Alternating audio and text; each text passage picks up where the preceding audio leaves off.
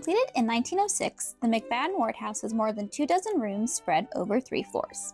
Skillfully designed to convey luxury and prestige, the entrance hall contains lavish features intended to inspire a sense of awe in guests and provide a stunning first impression of the McFaddin family home. Guests would enter the room through monumental double French doors, rising and imposing 9.5 feet tall and spanning 7 feet across.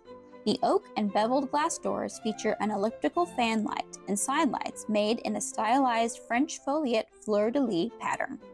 The architectural design echoes the exterior of the house with many colonial revival features, highlighted by stunning woodwork and rich oak. Intricately carved beams, Ionic capitals, moldings, and pilasters with applied ornamentation showcase the fine craftsmanship of architect Henry Conrad Maurer. A magnificent double return stairway at the north end and a large protruding Renaissance Revival brick fireplace on the east wall command attention and add to the room's grandeur. Under the west mantel, 5 marquetry panels depict a rustic scene and flowers rendered in beautiful detail. The entrance hall served as a reception area, connecting the public rooms of the house.